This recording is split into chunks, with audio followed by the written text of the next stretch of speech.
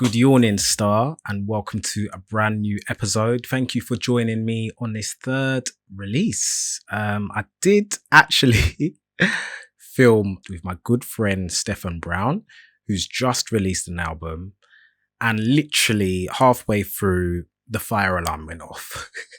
So we had to cut out that, but we'll definitely reconvene and get that episode out soon. So for now, I'm going to talk about, as you can tell by the title, therapy, which is a deep topic.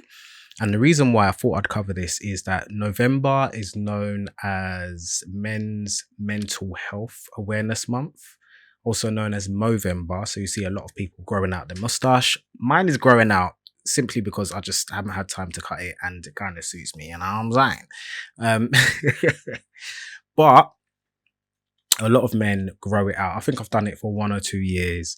They grow out their mustache just to bring awareness about men's mental health, which is not spoken about enough. And I'm going to talk about my experience with therapy, which is a very taboo subject in general amongst men and also amongst black men as well. Yeah, I'm going to be talking about how therapy changed my life and how it might change yours too. If you're thinking about getting therapy or counseling, talking to someone in confidence, offloading and sharing what you've gone through, it just helps to have a clear sense of direction, a bit of weight off your shoulders.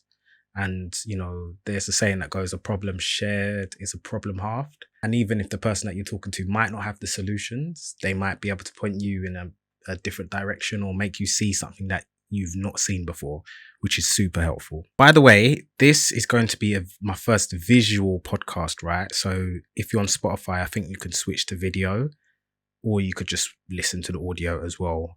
This will be uploaded to YouTube as well. So if you're not already subscribed to my YouTube channel, and you could see this in its full entirety too.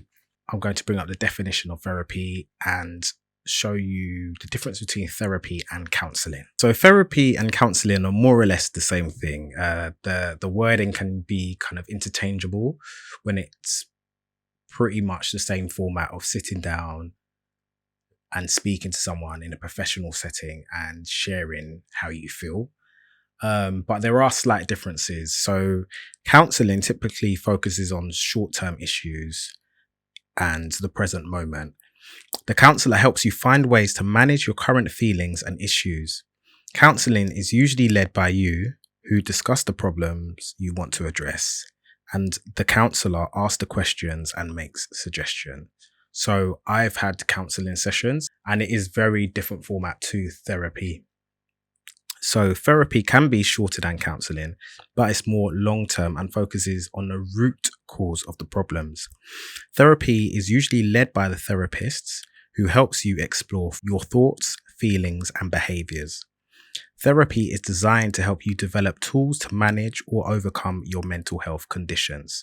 So as I said before, the words can be very much interchangeable. As you just heard, there's a difference and focus in the counsellor leading the conversation and more present moments or present issues are being addressed, whereas therapy is focused on the root, and that is so true. Thankfully, I've had both. I've had the luxury of having both. If you're watching this, I've just changed my outfit because I had to let that cough out, boy, and I'm just feeling hot right now. So yeah, as I said before, there's the words counselling and therapy can be used interchangeably. However, there is a difference in terms of how the conversation's led and what you focus on when you get therapy versus counseling. So one of the most pivotal points in my life was when I very sadly lost one of my best friends. Shout out Daniel DeGale, aka Plazo. Losing him at a young age, suddenly, only, being with him weeks before and seeing him so full of life really affected me, even to this day. And at the time, it shifted my viewpoint on life. And for whatever reason, I lost quite a few friends at a young age. And my perception on my life was, I don't know if I'm going to live for a long time. At the time I was at uni and I struggled with my lessons. I had to speak to my lecturers and say, I'm here, I'm in a lesson, but mentally I'm not here, and they were so understanding. I still managed to, get my degree and pass and do my thing. But I reckon around that time, myself and a lot of my friends, we could have benefited greatly if we had some form of counseling or therapy about, you know, that time, that loss, that tragic loss. But no one in my circle would be talking about therapy or counseling. And we kind of just got on with it. And having had therapy, I wish I got therapy around that time in life. Because as I'm going to go into, details, that I feel that therapy is life changing, and I recommend it to every adult. Every adult should get therapy. So yeah, that's when I wish I got it. When I thought about getting it in real life as an older, not even an older person, but as a young adult, was around the time that my dad died, late 2016. And, I was going through a marriage breakdown, lost my dad. And because I'm the eldest sibling as well, I felt like I just had to keep everything together for everyone. And I could only do that for so long. I could only keep juggling and keep up appearances for so long. And I felt like, nah, I need to talk to someone. And someone recommended, going through the NHS. So, I booked an appointment with the GP, went there, and this is when I was living in Chingford, yeah. And, it's a bit intimidating going to the GP as it is, yeah. But I remember going into this room and the doctor didn't even look at me. He didn't even look in my face, nothing. What are you here for? Basically. And I said, what I'm going through, what I'm feeling, and I need to talk to someone. He was typing away and said, oh yeah, there's a leaflet at reception. Go pick up one of those and call the number. So I was like, all right, bye. Kind of went out the room, but I was just like, there was no interest. It was like such a disregard of that element of vulnerability of me opening up and saying I need to speak to someone. It just wasn't handled nicely at all. So I picked up the leaflet and it was a leaflet for talking therapies, and I gave them a call. I was quite hesitant at first. I didn't even do it the same day. Gave them a call and basically they said that, we'll take your details and we will book a schedule to talk to you. It will be like a half an hour kind of conversation. So I was like, all right, cool.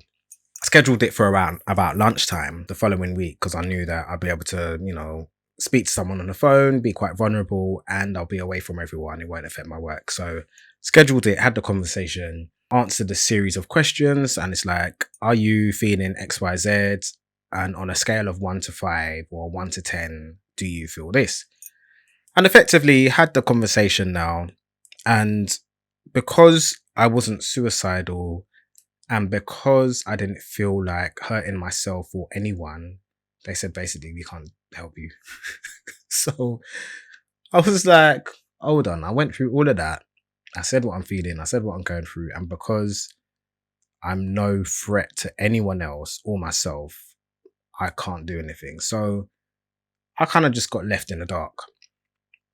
Really distasteful experience with the GP. I felt like having that conversation with them wasn't successful. There was nothing that came from that. And it was just like, we can't help you. Boom. That was it. There was no guidance or direction to anything else. And I just felt like, you know what? Let's just leave it.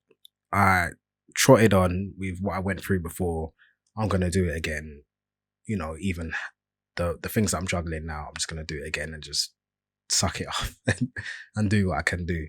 So that's what I did for a couple of years. There's something about putting on a brave face, and I kind of feel like I keep myself busy to avoid facing certain things. So that's what I did with creative things. I was just active, busy, so that I wouldn't face or be in my own thoughts with, what I was battling. And it got to a point where, speaking with some of my friends, and some of them were sharing what they're going through, and they said, "Oh, dropped it lightly. Yeah, I'm getting therapy." So I was like, these are some people who, on the surface level, they look like they've got everything together. They're doing really well, very successful, and they're talking about they're getting therapy. And I'm feeling like I'm keeping it together, more or less wearing a mask, keeping up appearances. But other people are more or less doing the same thing, but they're getting therapy. So it's like, you're getting therapy. Like the biggest, strongest person I'm seeing, and I know, and they're doing well, they're getting therapy. So I was like, all right, maybe this is something closer to home. Maybe this is something that I need to actually do. So after having a conversation with a couple of my boys who revealed that they're getting therapy, I was like, okay, cool. So maybe this is something that I'm going to do. NHS ain't no route. So I'm just going to have to look into, going private. And I remember putting a message in a group chat. I was part of a group called, and I still am part of the group called Dope Black Dads. And we have a WhatsApp group. Shout out Marvin Harrison, who set all of that up. People got back to me with suggestions. And one of the suggestions that came through was the Black and African Asian Therapy Network. And their website is batn.org.uk. And the reason why that stood out is because I actually thought about who I want to be comfortable speaking to. I definitely wanted to feel like I'll talk to someone and I don't have to explain certain things.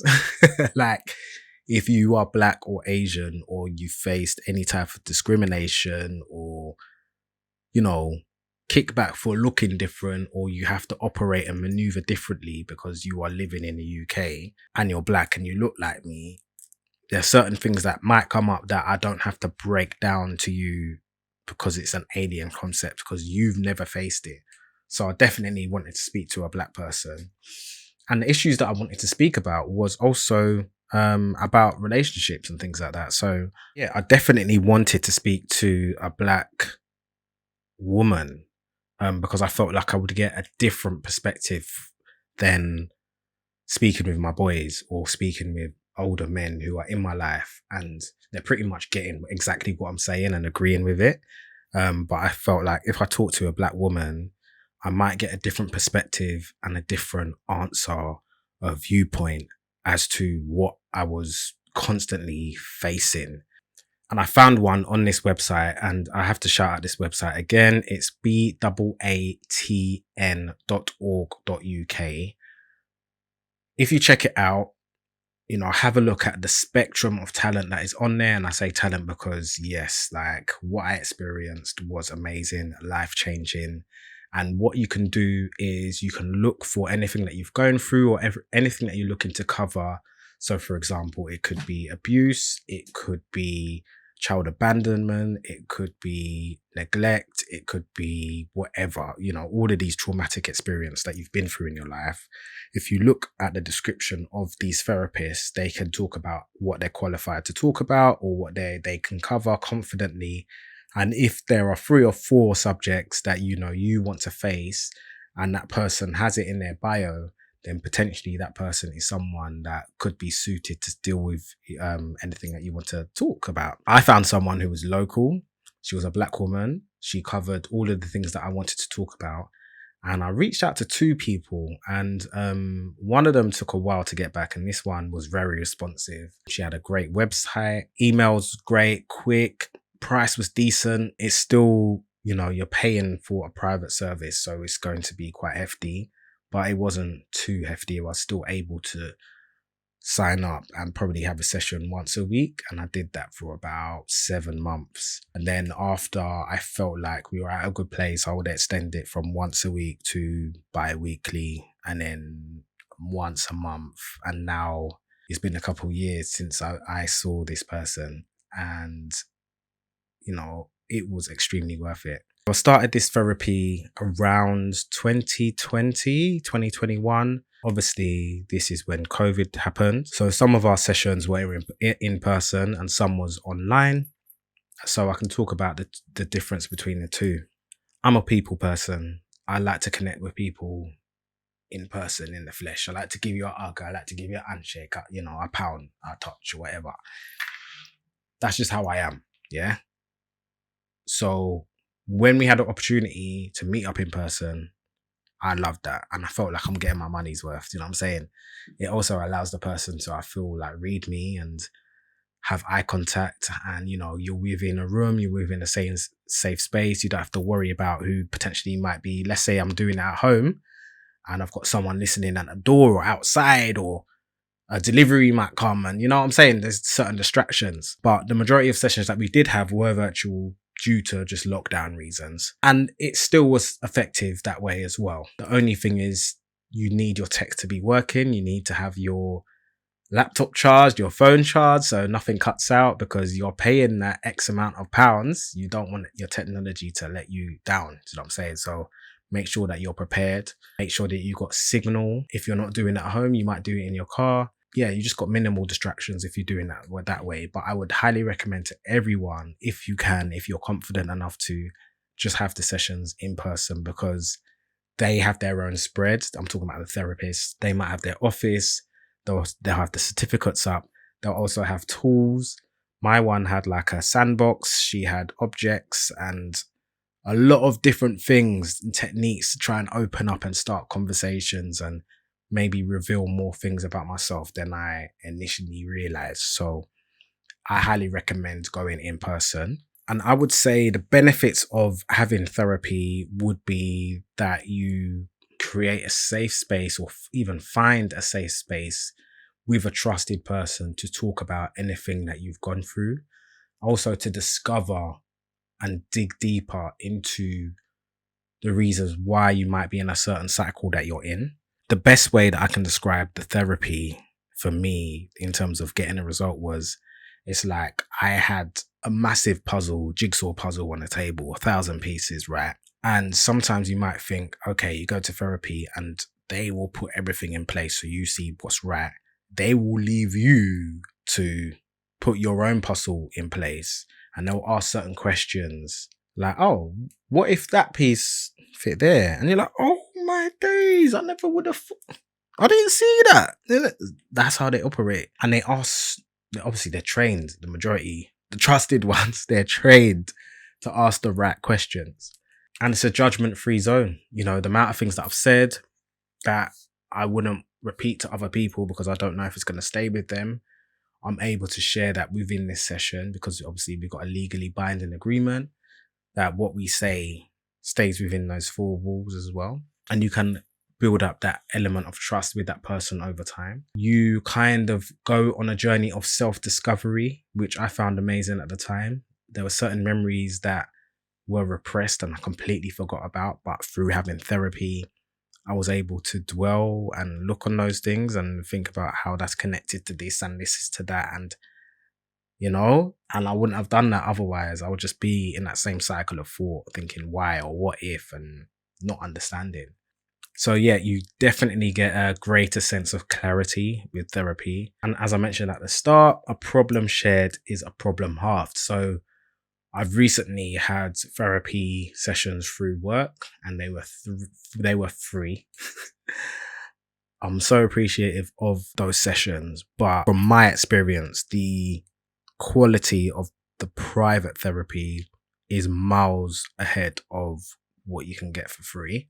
If you have the means to, and especially with this cost of living crisis, do go down the free route. I'm sure the NHS route is better, more adapted and, welcoming for people than my experience in 2017. And I think through in certain insurances, maybe Bupa, or I don't want to call out any other names or any names in general, but I'm sure you can get access to therapy if you are paying one of those services.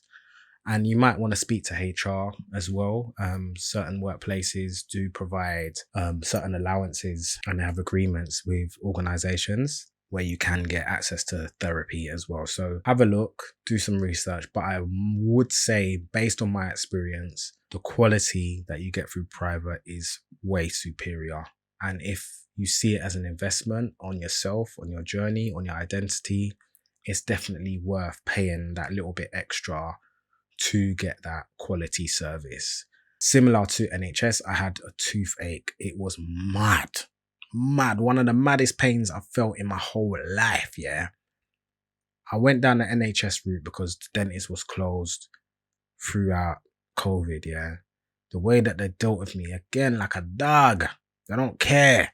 They don't care, fam. I'm being real, they don't care.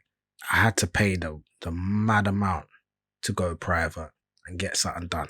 And they dealt with me properly. So it's like that across the board. Like, if the means aren't there, then just take one step at a time. Do you know what I'm saying? If you can go down that route and the means are there, then go down that route. But if you do have that little bit extra to spare, then I would say go private 100%. Another difference between private and like public service, I would say you kind of get what you pay for. If you go down the free route, like even when it comes to booking or making bookings, you're kind of left to do things yourself. The communication is very minimal. Whereas the private therapy, you get emails, you might get a Google invite. So you might get a text reminder to let you know that it's coming up. And, you know, if you have to move it, it's 48 hours and you can talk to the person, you can email them out of hours and things like that and get a decent response. Whereas through the free service, you're not really getting all of that treatment. Do you know what I'm saying? So you do definitely get what you pay for. A piece of advice that I would give to anyone who's getting therapy for the first time is to plan your time around the scheduled therapy session that you have. Make sure you're flexible. So maybe an hour before, an hour after. If you have to travel there, however long it is, just give yourself maybe a cushion of half an hour or 15 minutes before and after to just unwind, get yourself into the right place and, you know, tuned into what you're about to do. You don't want to turn up huffing and puffing and rushing through rush hour to, you know, I'm here. And then, you know, your therapist has to work on you calming down and unwinding. Like I've done that as well. It's not nice. So definitely take your time, set time aside and do it properly. Towards the end as well, because you are diving into things that you've not really explored before or you are talking for a long time, it is very exhausting. You might hide your emotions. You might be emotional. You might cry. You might keep everything inside. You might be angry. You might have a lot of questions, a lot of people to approach, a lot of things to do. So have that cushion time afterwards as well to, you know, just unwind, reflect, calm down, and take on what you need to do after. So I would have my sessions in the middle of the day. So around lunchtime. I would rarely have it first thing in the morning, rarely have it in the evening either. It would be in the middle of the day where I have that cushion time to maybe have half an hour on one side or the other to just unwind, focus, and get back to the nitty gritty without just drowning in my thoughts. Another thing you should do, I'd highly recommend to anyone thinking about therapy and choosing the right therapist, is to pray about it. If you don't believe in God, maybe you can just you can just sit and dwell and meditate on it. But I highly recommend praying that God just directs you to the right person, because he can work through people. He can dwell in people. He can dwell in spaces. And you can get such a positive result from being connected to the right person. I've had different counselors over the years and therapists. There's one that I would say has been the best. And I'm happy that I found her because my experience was life-changing. Life-changing. And I highly recommend it to anyone, definitely. Another thing you could do when you come out of therapy sessions is to write your thoughts down. Write down how you're feeling. One thing for me was on the recent stretch of therapy, I was able to note and jot down how I felt on the first one versus my last session. And there was a gradual improvement of how I felt and how strong I was and I felt like handling things. So it's nice to actually see the progression because, yeah, we live day by day. But over time, you see the growth within yourself and how you're managing certain things. And it's quite rewarding. And you know that if you're putting that time in to make that work and things are improving, then you know that it's a worthwhile experience. And lastly, to anyone who's not got therapy or you're hesitant at signing up or whatever, I would encourage you to not view therapy or talking to someone as an alien concept. There's so much access to tools and groups and organizations where you can speak to someone. And there's numbers that you can call. There's websites you can visit. Another thing you could do is go to your local council as well. You could phone up and say what you're going through and experiencing, and they can guide you and, give you the right tips. Your council should typically have these provisions for you. So yeah, do that research. And if you can sign up, I'd highly recommend it. As I said before, therapy has been life-changing for me. I've grown as a person. I've let a lot of things go that was burning me up inside. I'm able to take different approaches to certain situations. I wouldn't have done that if I didn't go through therapy. And it's a blessing to have gone through that. If you're not comfortable talking to someone that you don't know, find someone that you trust and confide in, that you could share things with. The only risk is that you don't know if what the information that you give to them will stay with them. They're not legally obliged to respect that. So sometimes it's not worth going down that route. But if that's all you have, then I would say do that too, because this is the third time I'm saying it now. A problem shared is a problem halved. A lot of times we go through life and we keep things to ourselves. We bottle it up. I've not been suicidal, but I've been to the point where I understand why someone would make that decision. Sadly. And yeah, it's not nice, man. And I would say that I'm relatively strong-minded. You know what I'm saying? One of my favorite words is resilience. So all these things that try to come against me, it actually makes me stronger. Do you know what I'm saying? Yeah? Them boy can't test. Yeah? Can't come against I. You get me? Because I'm protected by God. Yeah, I'm God's very own. I'm here for a purpose. I'm here for a reason. And you are too. The reason why you woke up today is because you have that purpose. It's because you are loved. So live out that purpose, bro. Or sis. Good yawning, star. Peace and love.